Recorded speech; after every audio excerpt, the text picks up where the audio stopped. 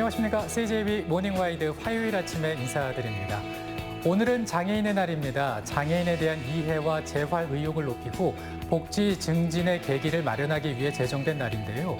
사실 많은 장애인들이 이 날이 있는 것부터가 차별이라고 생각한다고 합니다. 네, 장애인도 우리와 함께 살아가고 있는 평범한 이웃이라는 인식부터가 장애인 차별 철폐의 첫 걸음일 텐데요. 오늘은 나도 모르게 장애인을 차별해온 것이 없는지 생각해보는 하루가 됐으면 합니다. 네, 화요일 모닝와이드는 뉴스부터 시작합니다. 오는 7월 공식 출범할 자치경찰은 각 시도별로 자치경찰위원회를 구성해 지휘 감독하도록 했습니다. 충북에서도 각 기관의 추천을 받은 자치경찰위원 7명의 명단이 나왔는데 경찰 실무와 치안 전문성 부족을 우려하는 목소리가 나오고 있습니다. 이태현 기자입니다. 충북 자치경찰위원회의 초대 위원장에는 충북 참여자치시민연대 공동대표를 맡고 있는 남기현 충청대 경찰행정학과 교수가 내정됐습니다. 이시종 지사가 추천한 인물입니다. 여기에 고숙희 대원대 총장과 김학실 충북대 행정학과 교수, 이현석 서원대 경찰행정학과 교수까지 충북 자치경찰위원회의 절반 이상은 대학 교수로 구성됐습니다.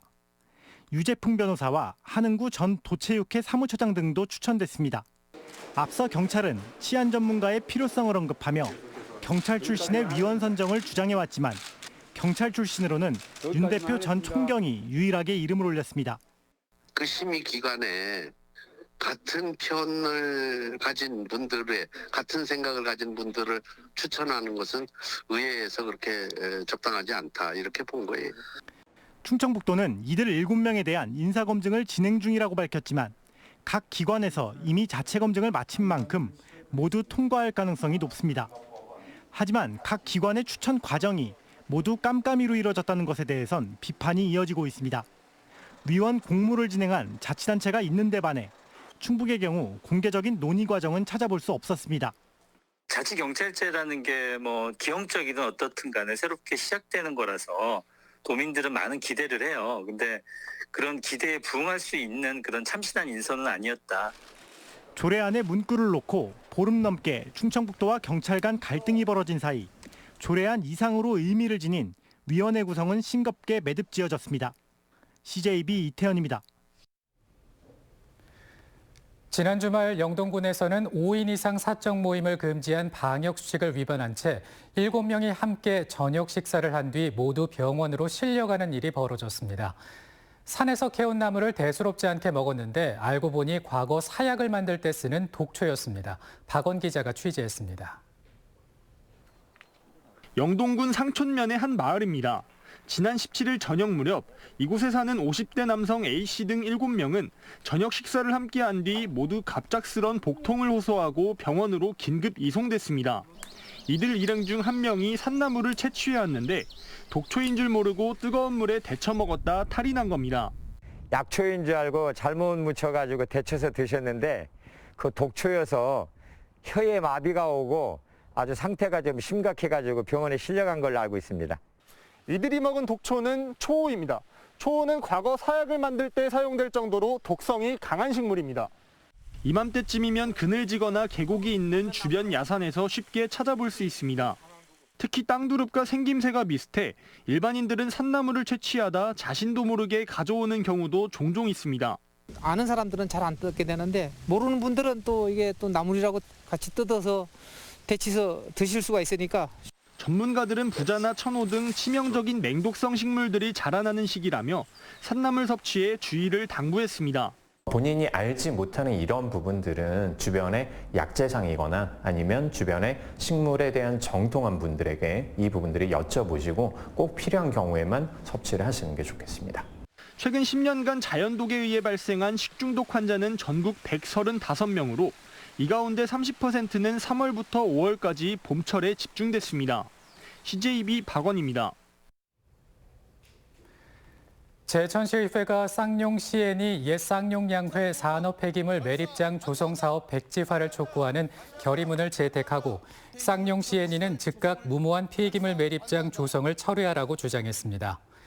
시의회는 쌍용시엔이가 지난 60여 년 동안 막대한 피해를 주고도 또다시 폐기물 매립장으로 2차 환경오염을 불러일으키는 행위에 경악하지 않을 수 없다며 원주지방환경청과 영월군은 이 사업을 불허하라고 촉구했습니다. 청주 청원 통합에 따라 통합시청사와 구청 두 곳이 새로 지어졌거나 건립공사가 진행 중에 있는데요. 지은 지 40년이나 된 노후 읍면동 청사도 새로 지어달라는 요구도 이어지고 있습니다. 조용관 기자입니다. 37년 전인 지난 1984년 지어진 청주시 중앙동 행정복지센터입니다. 연면적 625제곱미터로 청주 43개 읍면동 청사 중 가장 작습니다.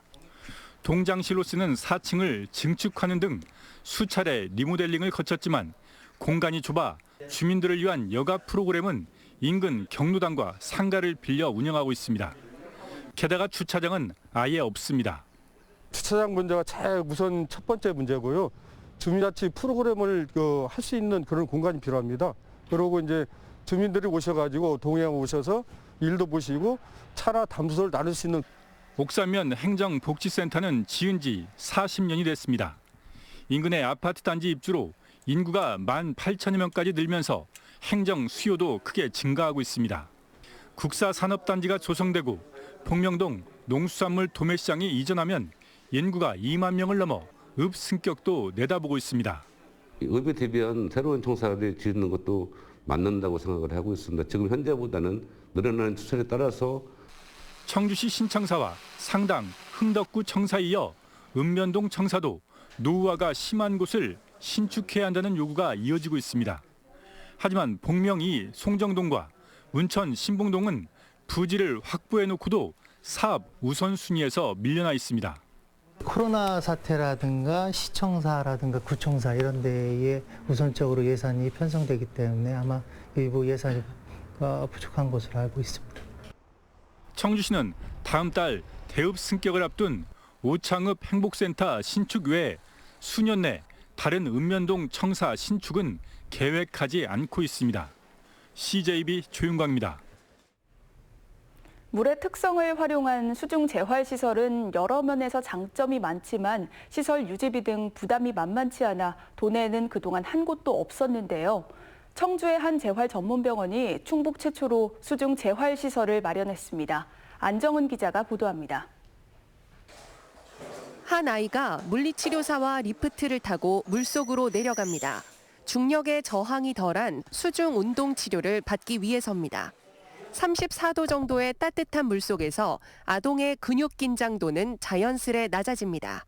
근이완 상태에서 운동을 하고 그래서 근력 증진도 더 잘 되고 감각 입력도 물의 저항 때문에 더 잘 되기 때문에 아기들이 즐겁게 울지 않고 더 효과적으로 30대 몽골 환자인 바트호약 씨는 수중 트레드밀 걷기 운동에 한창입니다. 석 달 전 다리 골절로 수중 치료를 시작했는데 재활 치료 한 달 만에 눈에 띄게 좋아졌습니다. Энэ эмнэлэгт ирэхдээ би алхагчийн тусламжтайгаар алхдаг байсан. Усан эмчилгээгээр хичээллээд алхагчийн туслагчгүйгээр алхаад хөл сайн болсон. 청주의 한 재활 전문 병원에 도내 최초로 수중 재활 시설이 들어섰습니다. 물속에서 체중 부담을 줄여 관절에 무리 없이 치료가 가능하고 물을 밀어내는 저항 운동으로 수월하게 근력 운동이 가능합니다. 특히 발달장애, 근육병 등 신체 움직임이 어려운 장애 아동들이 보다 자유롭게 움직일 수 있어 신체뿐만 아니라 정서적 치료에도 도움이 됩니다. 따뜻한 물속에서 정서적으로도 긴장감을 줄이고 심리적 안정감을 얻을 수 있으며 자신감도 회복할 수 있는 긍정적인 치료 효과도 기대할 수 있습니다. 충북 유일의 수중 재활시설이 물박 움직임에 제약을 받던 환자들의 치료에 큰 도움이 되고 있습니다. CJB 안정은입니다.